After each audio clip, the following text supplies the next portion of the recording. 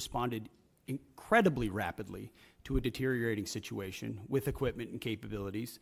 We have made sure from the top down, as a Secretary of Defense who's been in a unit holding riot shields outside the White House during the chaos of the summer of 2020. I know what it's like to be immediately deployed into a situation like that. There are moments where you make do as best you can temporarily, but we are ensuring they're housed, fed, water capabilities in real time from my office, because I care that much about the California Guard and the Marines and the men and women who are supporting our ICE agents on the ground. Hey everyone, welcome back to True Voice, the channel where we cut through the noise and speak from the heart with facts, values, and a whole lot of common sense. I'm your host, Andrew. If you believe in democracy, compassion, and the strength of American institutions, make sure to subscribe and hit that bell so you never miss a breakdown of what really matters. Let's get into it. So, today I'm reacting to a congressional hearing clip where a Democratic member confronts the Secretary of Defense about the deployment of National Guard troops and Marines in Los Angeles, without the state of California's approval. Let's watch. Thank the gentleman. Mr. Aguilar. Thank you, Chairman General Calvert. That's right. Thanks to the witnesses for being here. Yes, okay, Private, go ahead. The clock's still moving, Mr. Secretary, I want to express my severe concern with the deployment of the National Guard in Los Angeles without consultation of the state of California. There have been photographs that have shown these troops sleeping on the floor and have not been provided fuel, food, or water by DoD. How long will this deployment last, and why were we unprepared to provide them basic necessities such as food and water?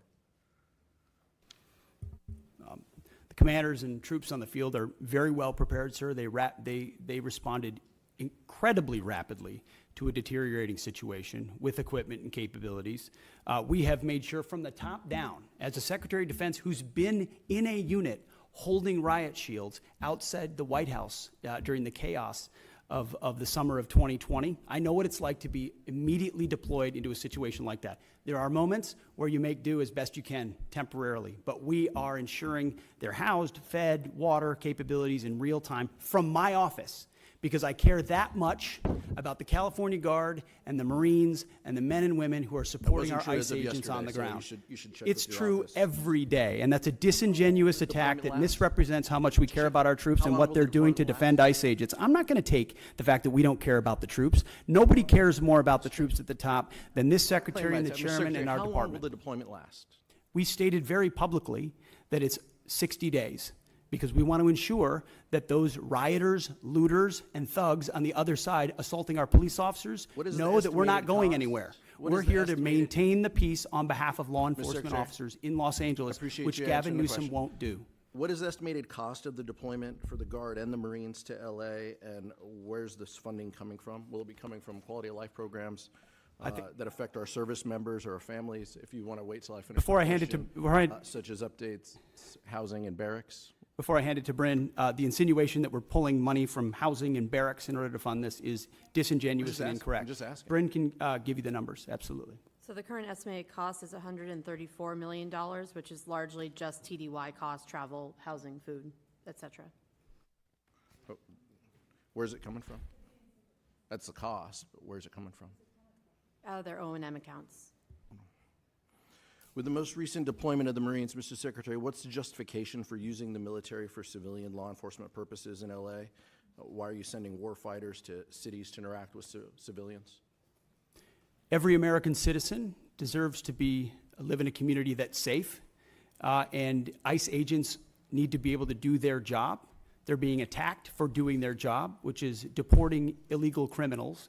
That should happen in any city, Minneapolis or Los Angeles. And if they're attacked, that's lawless, and President Trump believes in law and order. So he has every authority, and he has done mobilizing National Guard or active duty troops under U.S. code to protect federal agents in their job, which is exactly what we're doing, and we're proud to do it. We're proud to do it. 10 U.S.C. of the U.S. Code 12406 as a legal basis that the President used cites 3 examples and circumstances for the Guard: invasion by a foreign nation, rebellion or dangerous rebellion against the authority of the government of the United States, or the President is unable with regular forces to execute the laws of the United States. Which authority is triggered here to justify the use? I don't know. You just read it yourself, and people can listen themselves, but it sounds like all 3 to me. If you've got millions of illegals think and the you don't know where president they're is coming unable from, to they're execute the they're laws of the waving United flags States? from foreign You just countries said- and assaulting police officers Said and the law president enforcement is officers. unable to That's the execute problem. the laws of the United States? No, That's- the that's governor of pretty dangerous. California is unable The to code execute the says- laws of the code United says States. the president. You said The all three governor apply. of the California has failed to protect his people, along with the mayor of Los Angeles, and so President Trump has said he will protect our agents, and our Guard and Marines The are law proud to do also it. says, Mr. Secretary, that the orders for these purposes shall be issued through governors of the states. You and I both know that President Trump has all the authorities necessary, and thankfully he's willing to do it on behalf of the citizens of Los Angeles, on behalf of our ICE agents, and behalf of our country. We've also pulled $1 billion for the border as well, so this just goes into the same, fund, 134. What did Congressman, you what's the- indicate, 134 million? I was asking Ms. McDonald. Okay. 134 million goes on top of the billion that's been pulled for the So border. the funding that was pulled for this year was largely in FSRM, and in this budget, we're actually looking to plus that funding back up to backfill that for our troops and for their families. Thank you, Mr. Chairman. Thank the gentleman. Mr. Valadeo. Thank you, Chairman. Thank you, Secretary. Thank you, General. Thank you, Ms. McDonald, for being here. Yes, you heard that right. We've got boots on the ground in LA, and the governor wasn't even consulted. That's not just disrespect. That's borderline unconstitutional. The representative rightly raised concerns about basic conditions for our troops. We're talking about soldiers sleeping on the floor with no guaranteed food, water, or fuel. And a response?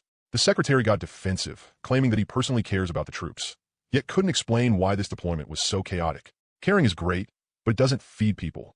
It doesn't get them off the floor. And then comes the spin. We're here for law and order. That phrase again. Look, no one supports chaos in the streets. But deploying military forces for civilian law enforcement in American cities is a dangerous overreach, especially when it's done without local consent. Let's talk about the money. $134 million. And it's coming out of a backslash in M accounts, which fund travel, housing, and daily needs for our troops. And when pressed about whether this money is being taken from military housing or family support programs, the answer was not exactly clear. They denied it, but then admitted they're trying to backfill those funds later. Sounds like a shell game. Now, here's where it gets slippery. The Secretary cites 10 U.S.C. Section 12406, which is supposed to be about rebellions, foreign invasions, or law enforcement breakdowns. And he says, somehow, all three apply here. Really? Foreign invasion? Because people are waving foreign flags? That is some wild stretching of the law to justify a politically motivated deployment. And let's be honest, the real goal here is to prop up ICE and send a message, not to protect Americans. This isn't about security. It's about optics. As a proud Democrat and someone who believes in the Constitution, this sets a deeply troubling precedent. Our military is not a political toy. States have the right to manage their own National Guard. And no president, not even Donald Trump, should be able to override that just to score political points. This isn't law and order. This is authoritarian posturing, and it should concern every American, left or right. We need leadership that respects federalism, respects our troops, and respects the people. Deploying the military into our cities is not strength. It's fear masquerading as power. If you agree, or even if you respectfully disagree, drop a comment below. Let's have a real conversation. And don't forget, subscribe to True Voice for honest takes, sharp analysis, and the kind of discussion you won't get on cable news. I'm Andrew, and I'll see you in the next one. Stay informed, stay strong, and always speak your true voice.